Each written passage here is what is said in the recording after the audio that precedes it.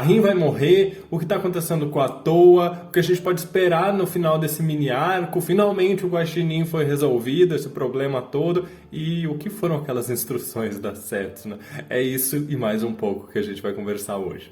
Por isso que eu tô sempre perguntando pra vocês lá no Instagram e vamos comentar um pouquinho hoje sobre o episódio número 35 de Ashahime, equivalente ao episódio número 11 da segunda temporada. Olá meus queridos, eu sou o Avalon das páginas Avalon Geek e estamos aqui batendo carteirinha em mais uma análise. Então se você é fã de Ashahime, já comenta aí se você tá aqui toda semana e se você fica ansioso pela análise, porque isso vai me deixar muito feliz em saber que vocês estão acompanhando semana a semana os meus comentários. Lembrando que você já me ajuda deixando o seu like e compartilhando essa análise em grupos e com amigos para que mais pessoas possam conhecer o trabalho aqui do canal. Lembrando que eu tenho muito a agradecer aos membros desse canal, então muito obrigado a todos. Vocês podem me ajudar sendo membros e tendo alguns benefícios. Lembrando também que tá rolando um sorteio barbarizante lá no Instagram, então corre lá se você quer ganhar um Nendoroid de Sesshomaru.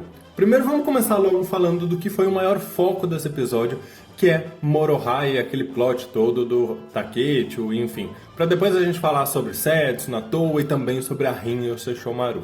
Sobre o arco da Morohai em si, vocês sabem que eu não estava lá tão interessado, eu estava no começo, mas à medida que os episódios foram passando, eu me desinteressei um pouco, mas neste episódio eu gostei muito da conclusão que foi dada. E eu vou explicar para vocês o porquê que eu não estava muito interessado nesse arco. E não é só pelo fato de nós termos coisas mais importantes, digamos assim, acontecendo com a Toa, mas também pelo fato de que esse arco ele trabalha principalmente o passado do Takechou, que é ótimo. Eu gostei muito deles esclarecerem alguns pontos, inclusive sobre o Takechou não ser filho de Hachi, como a gente imaginava. Mas sejamos honestos, a grande preocupação, o risco desse arco seria o Shougen dominar o clã Mamidaira e também roubar ali o posto, digamos assim, né, do irmão do Takeicho e dominar todo aquele clã de yokais, guaxinins, enfim, tudo isso. O que acontece é que eu acho que tira um pouco do peso, porque são personagens recém-introduzidos. Então, a gente não se importa muito se o clã vai ser dominado, se o clã não vai ser, se o irmão do Takeicho vai se tornar o líder ou não, se o Chojin vai ser o corrupto e cobrar mais impostos. A gente não se importa muito. Então, acho que por isso que eu não estava lá muito preocupado, muito afim de acompanhar esse arco. Eu só queria ver mesmo a luta da Morohai, ver como que ela ia lidar com isso, o que aconteceu nesse episódio. O começo, a parte do flashback e aqui o final, a conclusão desse mini arco aí dos guaxinins, eu achei que foi ótima. Teve muita cena cômica, o Shougen bêbado, já comemorando ali a iminente vitória dele. Morohai e Hachi sendo muito inteligentes ao utilizar disfarces e fazer com que os próprios servos atacassem o Shougen pensando que ele era um intruso. Tem várias coisas muito inteligentes, vários aspectos aqui muito interessantes, por mais que a narrativa tenha sido contada de uma maneira cômica, o que não é ruim, porque é uma narrativa cômica à la Inuyasha, dos melhores episódios cômicos de Inuyasha. Então é muito bom sim. O que eu falo que eu não me importei muito é porque estava um pouco longo, então assim, o começo e o fim foram excelentes. Mas eu não quero falar só sobre isso, eu quero falar sobre o brilho que a Morohai teve nesse episódio. Por mais que a luta tenha sido curta, né, foi basicamente ali uma troca de golpes, a Morohai, ela é muito inteligente e eu queria pontuar isso aqui com vocês. Por mais que ela seja impulsiva, esquentada como o pai dela no modo geral, ela sabe muito bem reconhecer quando ela está em desvantagem e utilizar a inteligência dela, coisa que ela puxou da mãe, para conseguir superar o inimigo. Toda a questão dela usar o Hachi para entrar disfarçado, de tudo que ela fez para poder se infiltrar ali no palácio, inclusive aproveitando a noite de lua nova, onde teria uma segurança a menos.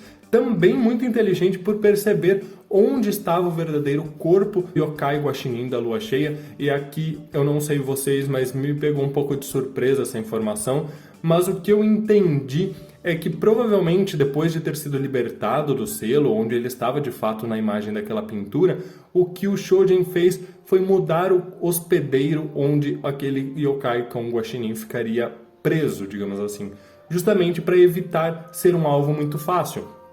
Porque vamos pensar, se a Gomi, Inuyasha, Miroki, enfim, já tinham derrotado ele antes, simplesmente selando o yokai da lua cheia, seria muito fácil que eles fizessem o mesmo caso o Hatch fosse procurar a ajuda deles. Então o que ele fez? Simplesmente mudou o local onde o espírito estava preso, que era um espírito guardião, a gente descobre aqui, para que ele não fosse um alvo fácil. E assim, quando a Moroha tentou usar ali os seus poderes espirituais contra a pintura, não funcionou, mas justamente porque não era o verdadeiro receptáculo ali. Sobre as instruções do Mihawk, que eu vi que causaram uma certa polêmica. Algumas pessoas estavam um pouco chateadas pelo fato dele não ter ido ajudar, o fato dele só ter enviado algumas anotações.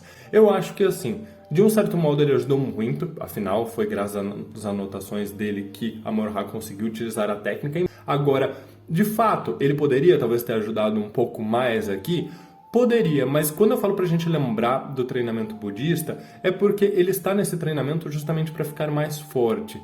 Ou seja, ele não vai abandonar esse treinamento por qualquer problema, porque seria literalmente jogar o treinamento dele no lixo, sendo que ele já está longe da família, dos próprios filhos, há muito tempo, buscando esse novo poder para poder protegê-los. Então, para mim, é muito claro que ele não vai, por qualquer motivo, abandonar esse treinamento, porque ele está ali, prestes a terminar o treinamento, para poder ficar mais forte, para talvez poder oferecer uma proteção maior para os seus filhos, para as filhas dos seus melhores amigos, né? A Moroha, a própria Setsuna, a Towa. Então ele está dando o melhor que ele pode naquele momento. Inclusive sobre a técnica do mundo reverso, eu não sei se ela vai ser utilizada novamente no futuro ou se foi só algo situacional para o episódio, mas bem ou mal, é uma grande adição tanto para o arsenal da Moroha quanto para o arsenal do Mihawk saber que eles têm essa técnica em mãos. Eu achei interessante também a conclusão do Takechio e da Moroha por eles decidirem permanecer com o Jubei. Afinal, bem ou mal, é a vida que eles têm, que eles sempre tiveram, a vida que eles conhecem.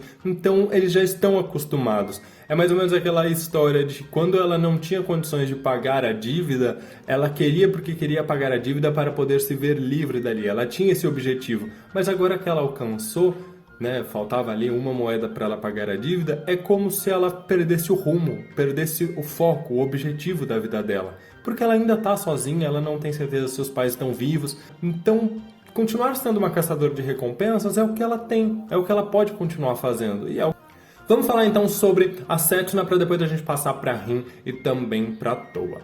Sobre a Setsuna, eu vi que algumas pessoas se incomodaram também, inclusive estava nos comentários que vocês me mandaram no Instagram, sobre ela deixar muitas instruções, o Kohaku, que era um exterminador muito experiente, que já enfrentou inclusive Naraka, e ficar se limitando a obedecer ali as instruções dela. E, gente, eu acho que assim, o mesmo tom cômico do arco da Moroha teve esse mini arco da Setsuna.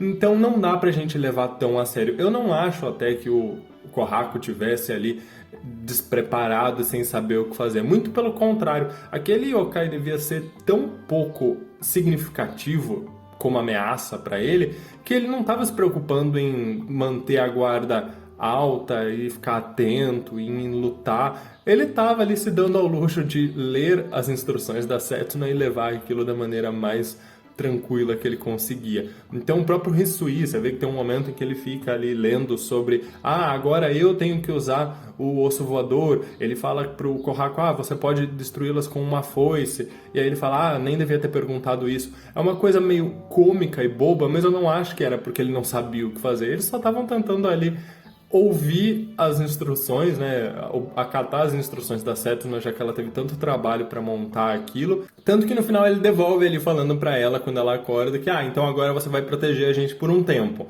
Sabe, eu achei que foi algo bem tranquilo, eu não vi muito problema nisso não. Por fim, para essa análise não ficar gigantesca, vamos falar sobre a Rin e a Towa. Muitas pessoas me perguntaram sobre o que eu acho da Rin morrer. Sim, ela já morreu 2 vezes na história clássica. Poderiam matar ela de novo para trazer de volta com alguma outra forma? Até poderiam, para criar algum drama, alguma coisa assim. Mas eu acho difícil, porque vocês concordam que se a Tanseiga funciona uma vez e depois teve ali o colar da Pedra do Meidō que funcionou pela segunda, inventar uma terceira forma de trazê-la de volta, eu acho que não vai rolar, porque aí vai banalizar demais a morte no universo de Inuyasha. Então, considerando isso, porque seria a única hipótese que eu veria a Rin sendo morta, tendo uma forma de trazê-la de volta, eu acho que não, ela não vai morrer, tá? Então, como eu não acho que eles vão inventar uma nova forma de trazer ela de volta, eu também não acho que ela vai morrer.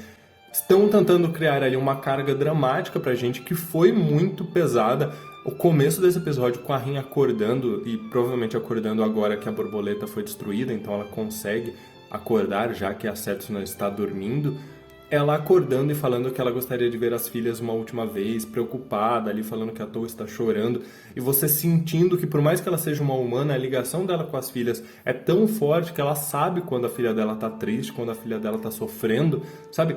Isso é muito pesado. Ela é uma mulher que nunca conseguiu segurar as filhas no colo e que está vendo o quão sofrido está sendo a vida das duas. E ela não pode fazer nada, e ela está prestes a morrer, e ela só gostaria de ter esse pequeno momento com as filhas.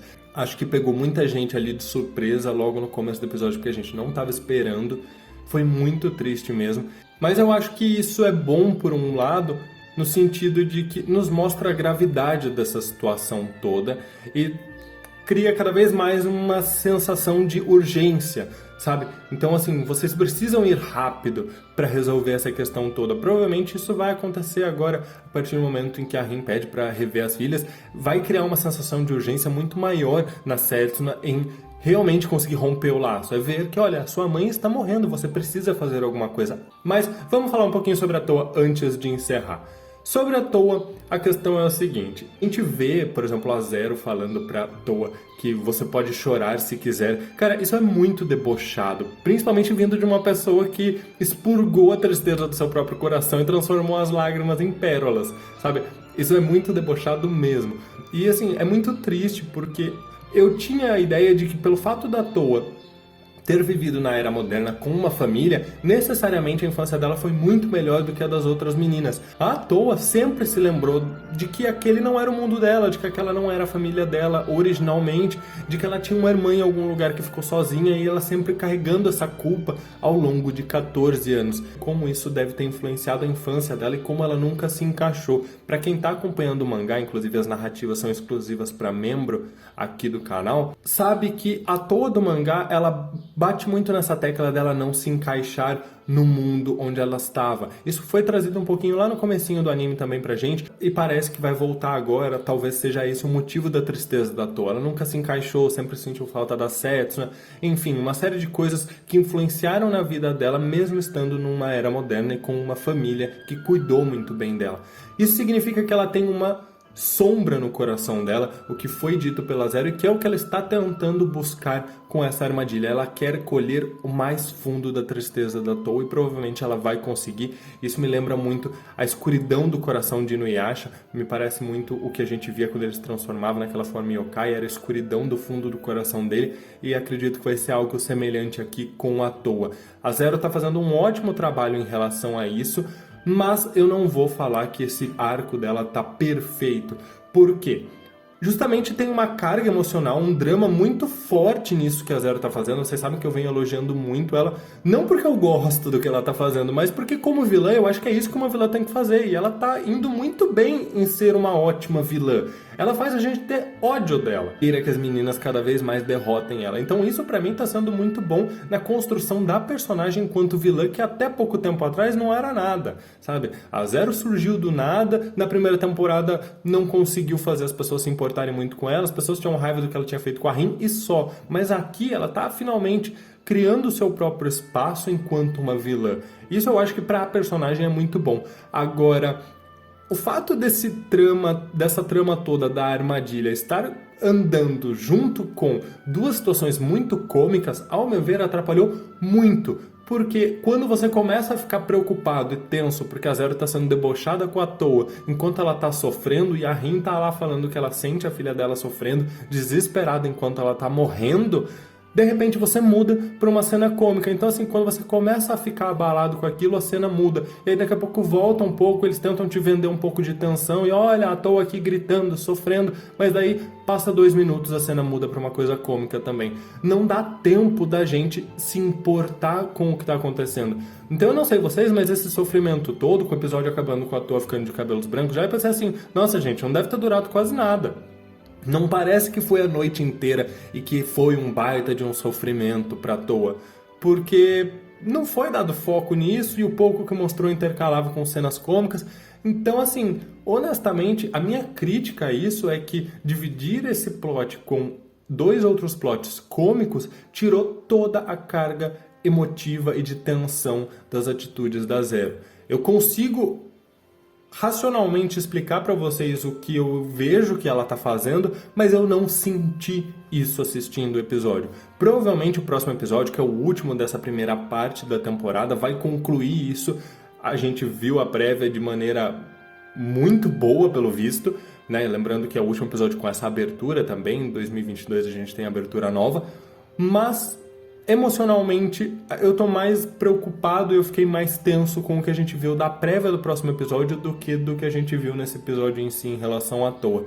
Não me abalou muito o que foi mostrado aqui, a não ser a fala da Zero debochada. Isso aí eu achei que foi maravilhoso. Sabe aqueles vilões que a gente fica com vontade de ralar a cara no asfalto? Foi o que me deu vontade quando a Zero simplesmente debochou assim da tristeza da Toa. Mas, meus queridos, são as minhas opiniões. Quero saber a opinião de vocês aqui nos comentários. Lembrando, deixa um like para me ajudar.